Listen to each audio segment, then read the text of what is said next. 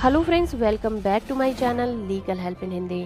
Friends, आज के इस वीडियो में हम बात करने वाले हैं कलकत्ता हाई कोर्ट के एक लेटेस्ट जजमेंट के बारे में, जो कि बहुत ही ज़्यादा अहम है क्योंकि ये बात करता है पेंशन के बारे में। हाई कोर्ट के सामने एक ऐसा ही मामला आया जिसमें उन्हें इस बात पर फैसला करना था कि जो स्वतंत्रता सेनानी होते हैं उनकी तलाकशुदा बेटियां या फिर विधवा बेटियां जिनकी कोई इनकम का सोर्स नहीं होता, क्या वो उनकी पेंशन की हकदार होंगी, और अगर उनको पेंशन देने से बहिष्कार किया जाता है तो क्या ये संविधान के आर्टिकल 14 का उल्लंघन होगा या फिर नहीं।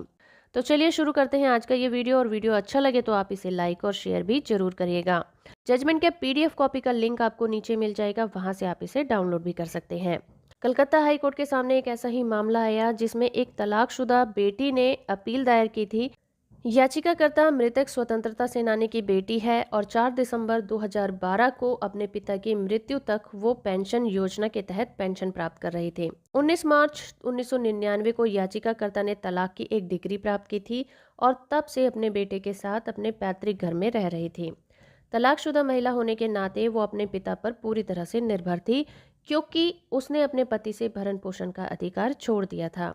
याचिकाकर्ता का मामला ये था कि पिता के निधन के बाद उसकी विधवा मां ने पेंशन के अनुदान के लिए आवेदन किया था, लेकिन ये मामला बहुत समय तक पेंडिंग रखा गया था और 2019 में मां की भी मृत्यु हो गई।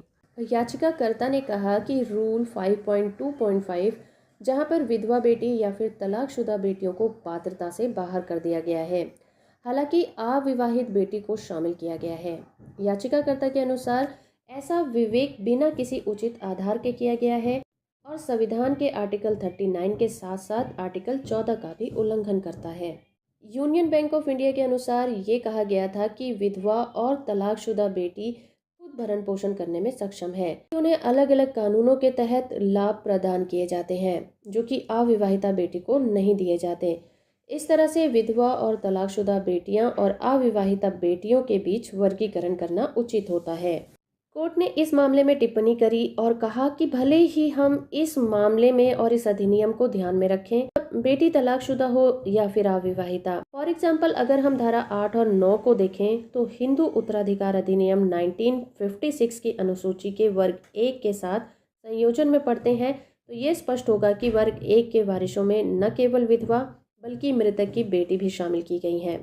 इसलिए अविवाहिता और तलाकशुदा बेटियों के बीच भेद करना या फिर कोई रेखा नहीं खींची जा सकती।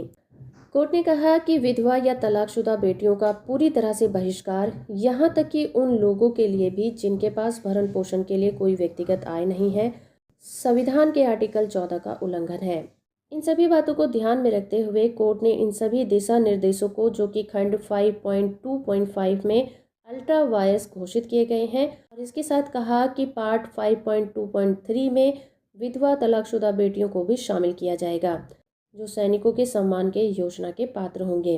तो इस तरह से कलकत्ता हाई कोर्ट का ये एक लैंडमार्क जजमेंट है जिसमें उन्होंने ये कहा कि बेटियां चाहे विवाहित हों या फिर अविवाहित या फिर विधवा हों, अगर वो पूरी तरह से अपने माँ बाप पर आश्रित हैं या फिर उनके पास किसी तरह से आय का कोई सोर्स नहीं है, वो अपने पिता की पेंशन पाने की हकदार होंगे।